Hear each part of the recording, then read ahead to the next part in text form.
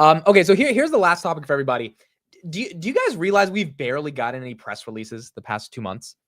Like, we had the earnings press release, and then we kind of had this like partnership they're doing with some company in France the other day. But what is your guys' take on the fact that by now, a couple of years ago, Palantir would have like 10 different new companies and partnerships, yada, yada, collaborations?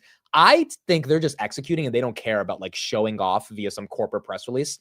But what is your guys' take on that, Dom? Start with you. Yeah, I mean they're focused. You saw Chad posting like heads down, we're mission on mission. You know, you haven't seen much from Ileano.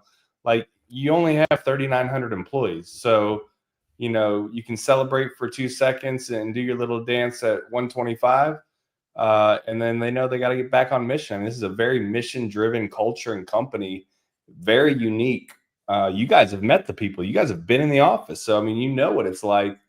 They're not trying to get people super excited. They know the numbers will speak for themselves. So, you know, imagine if they have a growth quarter next quarter that shows 40 or 50% and shocks everybody. You know, so they're just focused on doing it their way, which I've grown to love, because I know that they're going to stay focused and be good stewards of their money and fiscally responsible. And the product is beyond, you know, amazing. Anyone else have a take on no press releases over the past couple months? Yeah, I think press releases may not be like plenty, but public appearances are. I mean, let's just take the past week. Like, we had the XAI thing, Trump's personal greeting. We have the book tour. We have Stromer coming out personally, like the I don't know if they call him prime minister. I guess they do, of the UK.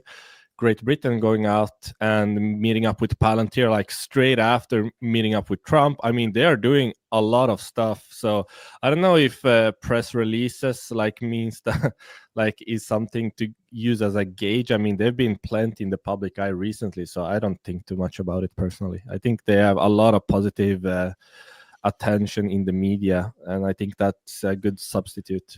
Even though we don't get like, yeah, we partnered up with X, like typically we don't get any kind of details there anyway, like contract amount of years. Like, they're very scarce with that. We just get like some overview typically. So I'm personally fine with just having stuff like this instead. And I think this image that you're showing off now in particular really sets the tone on the eve of Europe gaining their independence by saying that they will rely less on the US and starting their own coalition of increased defense spending and stuff like that. All of that benefits Palantir. Even though, you know, recently...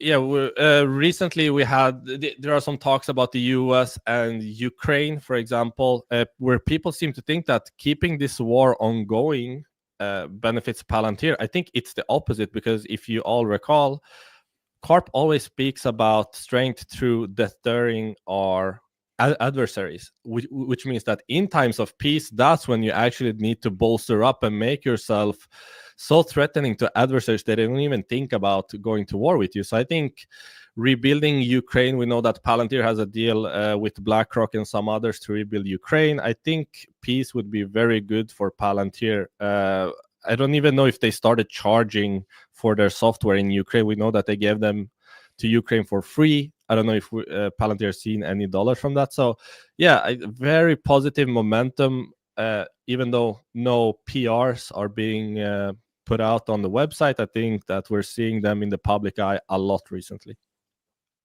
Matt, your thoughts on... I think one of the things as well, you know, over the past 12 to 18 months, we've really seen a shift into people thinking Palantir is a positive force within the United States and across the world. And before that, if you guys remember when they were really trying to get the NHS deal and all the smear campaigns that were out there, you know, obviously I feel like on the back of that, you really needed to make sure that your brand was out there, who you're partnering with was out there, to really make people understand that, hey, we're a great company, we're doing things for the better, we're partnering with health systems, we're partnering with hospitals to make sure that, you know, people are getting better faster and things of the like.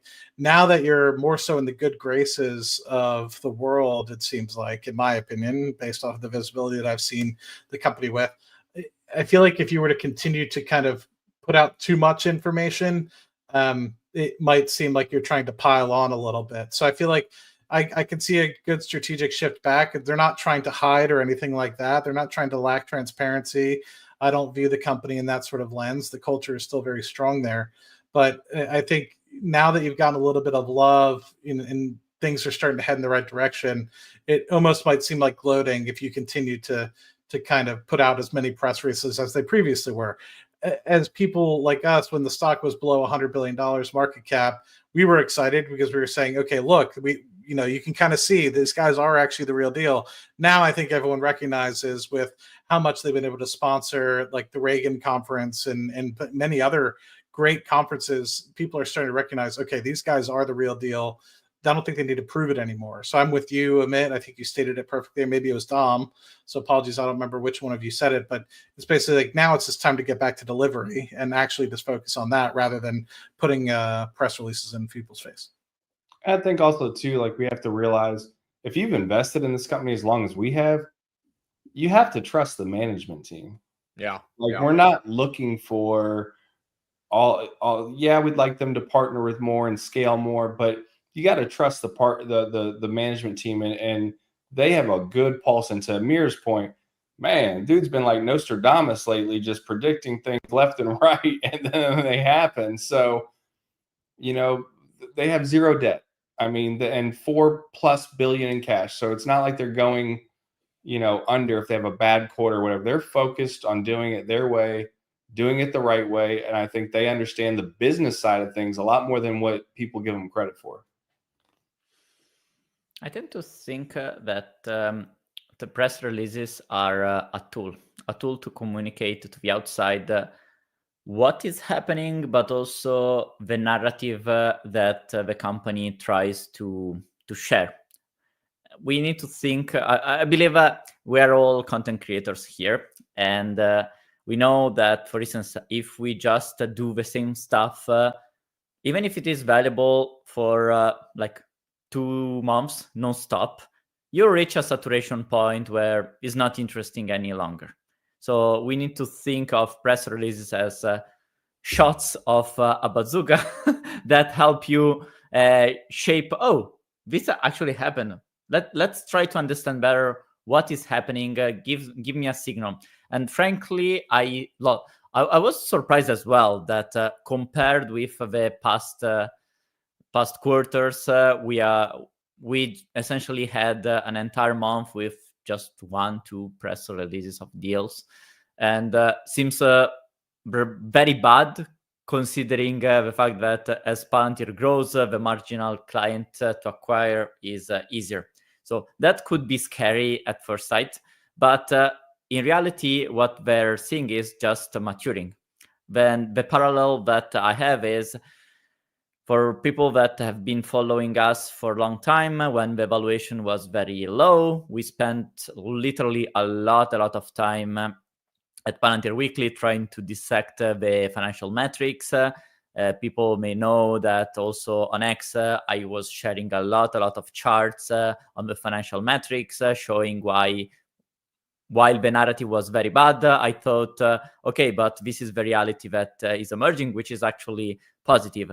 If I did exactly that now, that would be boring. Like, and now people realize, oh, Palantir is a good company. So as the time evolves, also the kind of content you need to share needs to evolve and needs to speak to the context that is actually happening. This doesn't mean that I will not talk about financial metrics any longer. It just means that talking about financial metrics right now is important, but less important than really understanding the context that is also beyond the financial metrics. This to say that the same thing happened with a company. Maybe right now press releases are not that strategical as they were to set the momentum, to set the narrative of, oh, Palantir is actually delivering. Oh, Palantir is actually delivering value in so many verticals, and not only many verticals, but in so many use cases. We are now at the point where essentially Palantir is trying very gradually to mapping all the potential use cases in the enterprise. So I believe that deals will keep arriving, but the real focus now was into shaping the message that Carp and the management are trying to push on, maybe more on the book side, on the technological importance, on the politics. I think it's not a random thing that we are seeing Sham more into politics. We see Louis Mosley being more public into what Palantir is doing in the UK. So I believe the perception now wants to be more into the government side, because maybe my speculation is the momentum on the commercial side is keep building on itself, while on the government right now there is the opportunity to push more. And since there's also the Doge influence, there is a very big opportunity to make the US government side go very well. Because I think there was some hints in the last financial release that they really believe the opportunity on the US government is still very untapped. So my speculation is they're trying to push to create more momentum in the government side. And if they just bombarded us with like every week a press release, the marginal press release would be just another one. While this way, playing the they long can game. capture a wave. They're playing the long game. Like they don't have, I mean, the stock is very healthy now. So to your point, Arnie, do they need to send press release every time they close a deal? Or do they need to have Sham out there shaking hands and kissing babies with big foreign leaders and Carp talking to the prime minister? Like they're trying to secure contracts for long term. Yeah, I would agree. I agree with everything you guys are saying. Like the press releases at this point now are just like, it's nice to see them, but it's not about educating the public that they're a real company like it was 2 years ago. So if they have a big one, then yeah, they put it out. But these small partnerships that they need to do to like legitimize themselves, they're already legitimate, right? More DevCons, do more DevCons. Like the more that they keep scaling that market and keep getting developers getting their hands on this, it's going to really blow up. Yeah, I agree. All right, that is it for us on Palantir Weekly. We will be back next week. I think the big thing this week to cover was just the stock declining, but obviously it is what it is. It happens. This is part of being an investor in the markets. And yeah, DEF CON was awesome. Out to you, Amit. 200 episodes, man. That's a lot. Shout out to all of us, right? I haven't been there for all of them, but I know you, Arnie, and Matt, and Namir have been there for most of them. For a ton of them. Yeah, well, this is I forgot this is episode number 200. It's cool, dude. Yeah, that's crazy. It's almost 4 years. Wow. Yeah. Yeah. I mean, I think there's a world, dude. What happens when we get to episode number 500? I mean, like, it's just. I mean, dude, it's crazy now. Like, I have family members that'll text me out of nowhere, like, Palantir, so thankful you had me talk about, like, I didn't know what I was buying, but you just kept talking about it at Thanksgiving, So I think that's the cool thing as well. A lot of us told friends or family when it was like $10, like, hey, I'm like part of this. Yeah, like just trust me. Like I'm part of this online secret community. There's like 100 of us on Friday nights at 1 a.m. We listen to these random guys talk about it. And it's like, I've heard these stories from people at the meetups I've been having this year. And they're like, I told everyone in 2022 that I follow these guys on YouTube.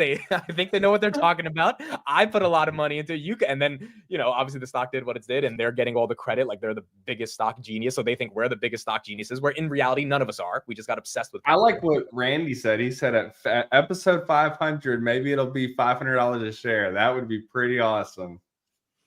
That would be pretty awesome. I had a similar thing. I had this colleague at work. He just came up to me like, yeah, man, I made a lot of money in Palantir. I'm like, you invest in Palantir? He's like, yeah, I've been following your content and I've been seeing Palantir. I'm like, do you even know what they do? He's like, no. And that's and then he told me, yeah, and I also made a lot of money in Rocket Lab. And I'm like, I don't even post about Rocket Lab. He's like, oh, maybe it was someone else then. He's just like buying. He's probably following me.